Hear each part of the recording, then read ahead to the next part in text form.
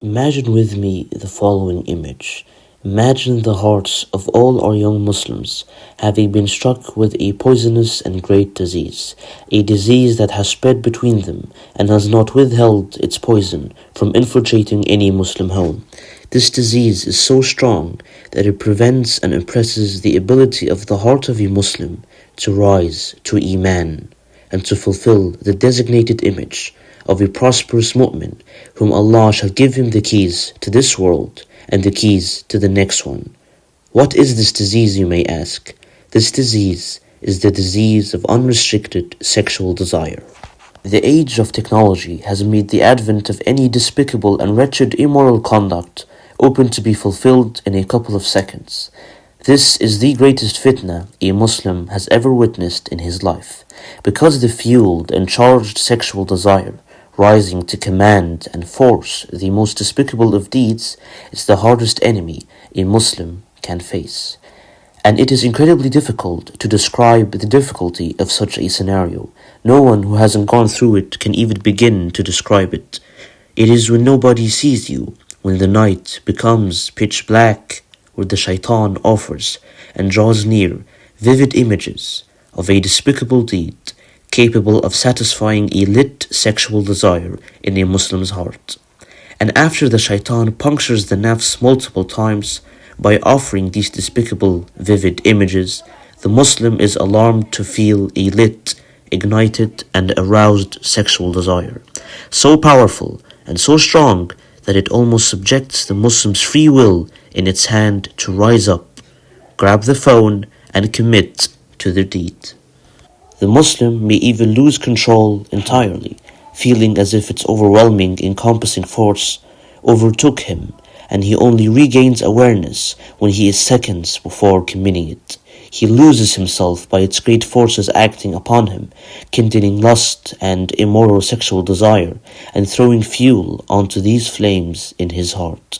Any Muslim who has undergone this colossal test will attest to the fact that he has never witnessed a more powerful and rising force capable of overtaking him and enveloping him in its desire, and how even beginning to restrain himself was a feat by itself. This is why sometimes we Muslims, when we listen to people talking about this problem, we hear things as, it is only a choice or a decision, and you must take this decision not to commit this despicable deed.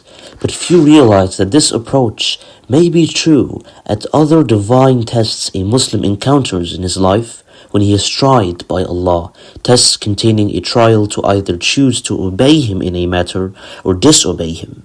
But this one is an incredibly different story.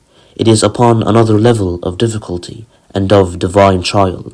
And to really give you proof of this, Yusuf alayhi salam, a prophet, one of the greatest human beings to walk the earth, when he was confronted by the plot against him by the minister's wife and her plotting friends to pressure him into committing zina, he said the following: وَإِلَّا تَصْرِفْ عَنِّي كَيْدَهُنْ أَصْبُ إِلَيْهِنْ وَأَكُمْ مِنَ الْجَاهِلِينَ.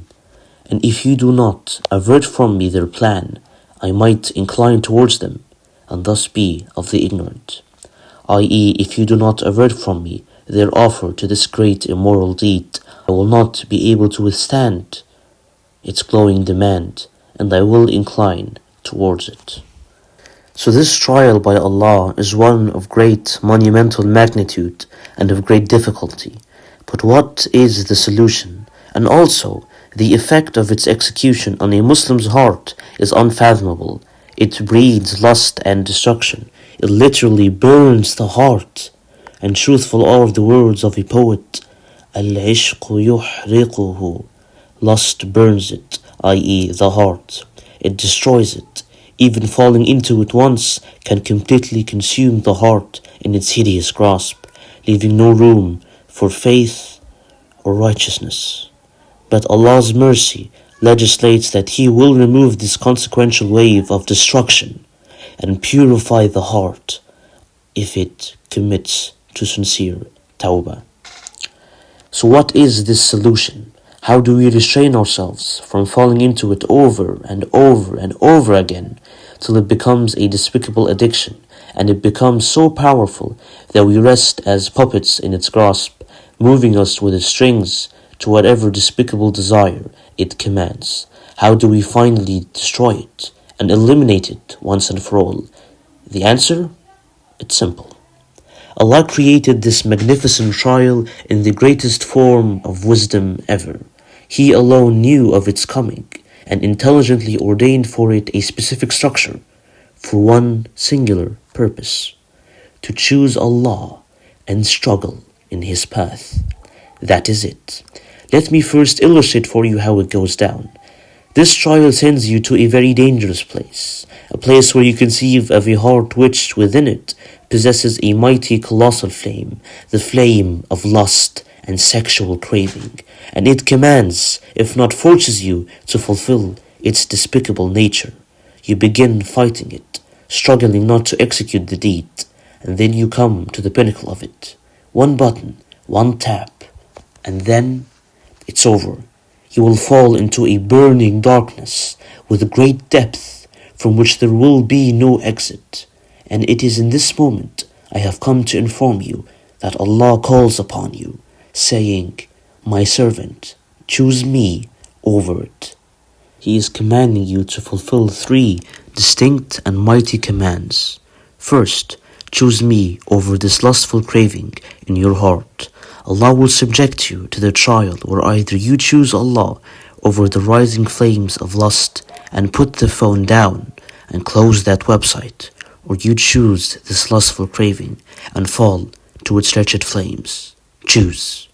If you choose Allah, the battle will not be over yet, since even choosing Him will mean you have to crawl with your nafs, enduring the pain of that lustful craving, till you let go of the phone, and after that mighty choice, Allah's second command will come forth. You must endure, for a short period of time, the pain one feels when one restrains himself from a sexual lustful craving, a pain sewed in your heart in the aftermath of this choice, a pain which is composed of your heightened desire to commit to the deed, and you obey it and throw fuel onto its fire, but you restrain yourself at exactly the pinnacle of it. This means that the lustful desire is still kindled, and it is still present in you, so you feel an incredible leverage pushing you to fulfill the lust and the sexual craving. You must endure this for a short period of time. You must be patient and restrain yourself from going back. But till when? Till Allah becomes pleased at this incredible, magnificent feat and washes your heart of all sexual cravings and desire. He will wash it, cleanse it, and purify it, till no lust will become present within it, and you will realize that you will have no desire for it again after that incredible victory where you restrain yourself from carrying it out. This trial shall repeat itself over and over again, and it is the great ultimate trial Allah will subject you to. It is the trial of the heavens, a trial which the Muslim, with a pure free will, must choose between the flames of lust or the beauty of Allah's obedience. It is the trial in which its victor becomes a champion, Allah gifting him with the greatest gift and prize in all worlds: Iman. Iman is the running divine energy in a Muslim's heart. It grants him the access to all righteous deeds, and it makes the most impossible of deeds, requiring bravery, patience, and endurance, and perseverance, possible and within reach. A mu'min, or a Muslim with a heart filled with Iman, is the embodiment of Allah's world. He is Allah's will upon this earth, and Allah will utilize him in His affairs.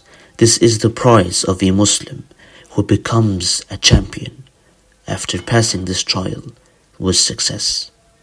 This trial is the truth for which Allah created everything.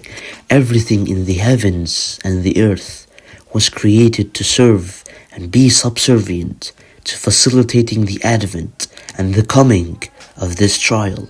The trial in which the servant, with his own free will, must choose his Lord and must endure the struggle for him. All of the angels, the size and the magnitude of the sun and our solar system.